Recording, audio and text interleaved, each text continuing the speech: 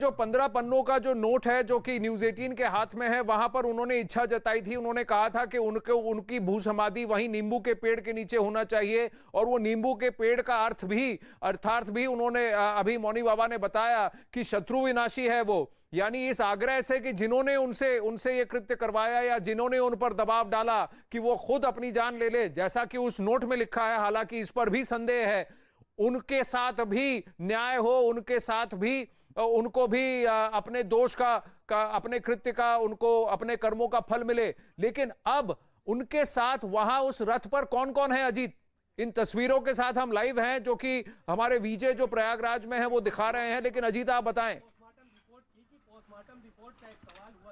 देखिए बिल्कुल आनंद, जो यात्रा उनकी निकली है उसमें जो बलबीर गिरी है जिसके बारे में उन्होंने लिखा था कि यही हमारे उत्तराधिकारी होंगे, देवेंद्र गिरी से उन्होंने अनुरोध किया था कि उनको ही जिम्मेदारी दी जाए और उनका सहयोग आप करें। इसके साथ ही उस रथ पर कैलासानंद महाराज हैं जो निरंजनी अखाड़ा के महामंडलेश्वर हैं, वो मौजूद हैं। रामविलास वेदांती थे, वो मौजूद है। अयोध्या के कई संत और अखाड़ा परिषद के जो नारायण गिरी हैं वो मौजूद हैं, जो उसके अलावा दूसरे जो महामंत्री हैं वो मौजूद हैं। और साथ ही उनके जो परंपरा के जो उनके शिष्य हैं और जो उनके अखाड़ा परिषद के लोग हैं वो लोग वहां पर मौजूद हैं। तो एक तरीके से कहा जाए कि जो संत परंपरा है जो जुड़े हैं, मेन उसमें बलबीर गिरी हैं जिन्होंने उनको अपना उत्तराधिकारी खुद अपने सुसाइड नोट में लिखा है, वो वहां पर मौजूद हैं। वो उन्हें स्नान कराएंगे। अखाड़ा परिषद के जो उनके लोग हैं, उनके शिष्य हैं, विशेष तौर पर मुख्य भूमिका में बलबीर गिरी और अखाड़ा परिषद के लोग होंगे, तो वो उनको स्नान कराएंगे। इसके साथ ही जो सुसाइड नोट में उन्होंने लिखा था उसको भी उन्होंने यही उस सुसाइड नोट के आधार पर जांच चल रही है, पड़ताल चल रही है, दूसरा बिंदु है। लेकिन उन्होंने बलबीर गिरी को हो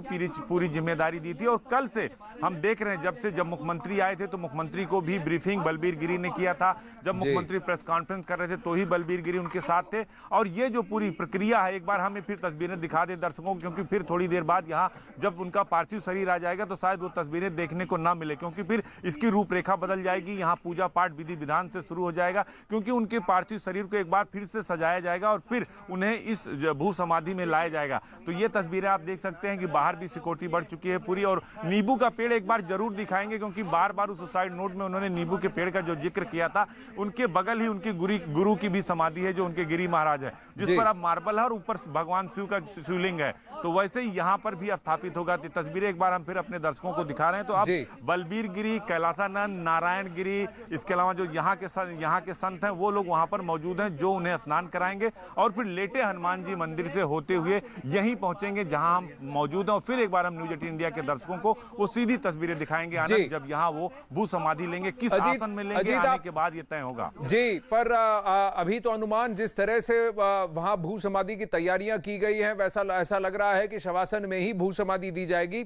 लेकिन अभी ये तस्वीरें आपके स्क्रीन पर दाईं और बाईं और जो आई इस वक्त दिख रही हैं वो वहीं प्रयागराज से हैं, संगम तट से हैं, जहां पर उनके पार्थिव शरीर को लाया गया है। अमित सिंह हमारे साथ हैं, अमित सिंह के विजय ये तस्वीरें ला रहे हैं। थोड़ी देर में अमित, अब उनके पार्थिव शरीर को रथ से उतारा जाएगा। बलबीर गिरी, रामविलास वेदांती, नरेंद्र गिरी, ये सब वहां मौजूद हैं और उपस्थित हैं, और यही उनके पार्थिव शरीर को वहां रथ से उतार कर संगम तट तक लाएंगे, जहां उनके पार्थिव शरीर का अंतिम स्नान होगा।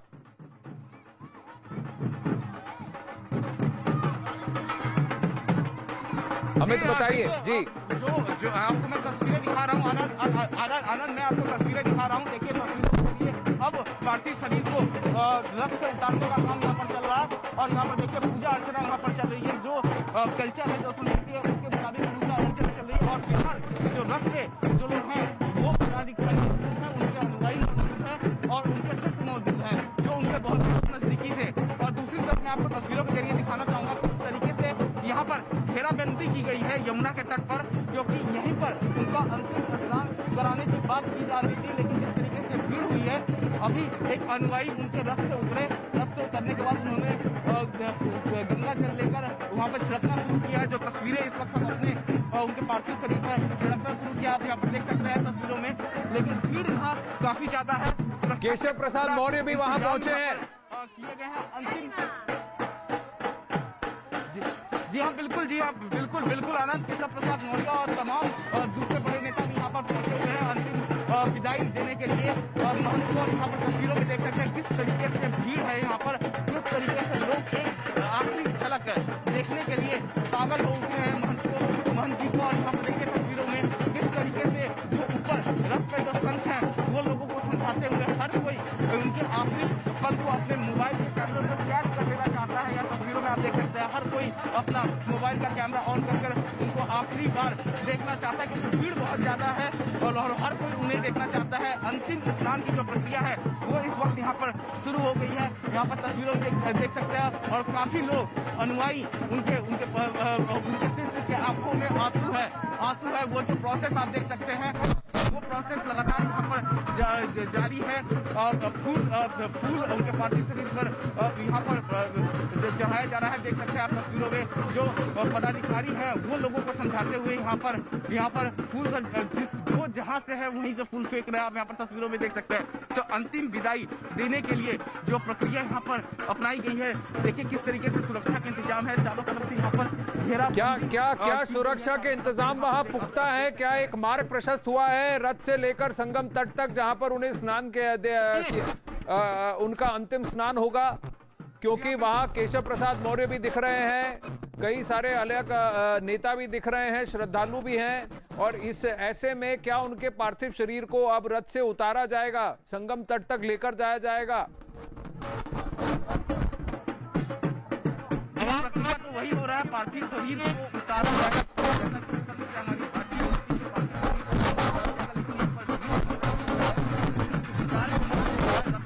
आप देख सकते हैं जो पदाधिकारी है, जो वरिष्ठ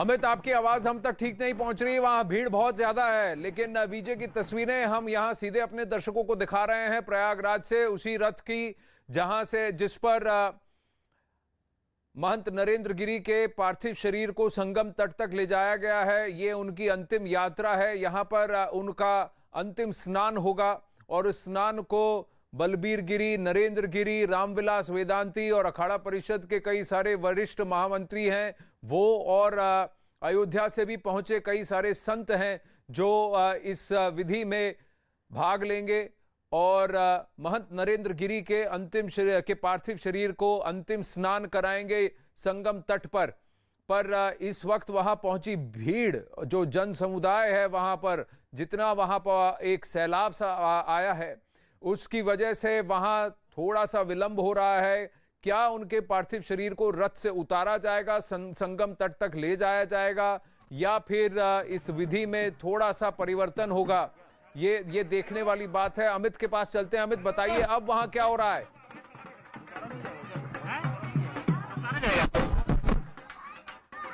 अमित, रथ को क्या घुमा लिया गया है? अभी क्या हो रहा है वहां पर? क्या कुछ अनाउंसमेंट्स भी होते हुए दिख रहे हैं? जी अमित, बताइए। देखिए यहाँ पर भीड़ इस कदर यहाँ पर हो गई है कि आनंद, यहाँ पर भीड़ इतनी ज्यादा हो गई है कि रथ को थोड़ा सा आगे ले जाकर रोका गया है, क्योंकि उन्हें स्नान कराना था लेकिन स्नान नहीं हो रहा है। उसके बाद गंगा जल लाकर उन्हें वहीं पर नहलाया गया, जैसा बताया जा रहा है। आप देख सकते हैं कि बाल्टी के जरिए गंगा जल लाया गया, क्योंकि यहाँ पर भीड़ बहुत ज्यादा हो गई है। भीड़ आप देख सकते हैं, तो बाल्टी के जरिए गंगा जल लाया गया और अब रथ आगे की तरफ बढ़ते हुए अब लगता है सांस आ रही है, करके जब आती है तो खड़खड़ाने लगती है। उनके पार्थिव शरीर को उतारा नहीं जाएगा अंतिम स्नान के लिए। आप यहाँ पर तस्वीरों में आप देख सकते हैं और यहाँ पर आप देख सकते हैं तस्वीरों में किस तरीके से। तो यानी आप कह रहे हैं कि अंतिम स्नान की विधि को वहीं रथ पर ही पूरा किया गया है, तट से बाल्टी में और गंगा जल लाया गया और वहीं रथ पर उनको अंतिम स्नान कराया गया, उनके पार्थिव शरीर को। और अब रथ प्रस्थान कर रहा है, वापस जाएगा नगर से घूमते हुए लेटे हनुमान मंदिर, जहां उनके पार्थिव शरीर का अंतिम दर्शन कराया जाएगा, लेटे हनुमान जी का, और फिर वहां भू समाधि होगी। तो ये तस्वीरें हैं प्रयागराज के संगम तट से वापस घूमता हुआ वो रथ। वैसे भी करीब 1.25 घंटे से ऊपर का विलंब हो चुका है। भू समाधि की विधि को करीब 12 बजे समाप्त होना था, मुहूर्त उस वक्त का था। अजीत सिंह के पास भी चलते हैं। अजीत, तो वहां पर संगम तट पर उनके पार्थिव शरीर को रथ से उतारा नहीं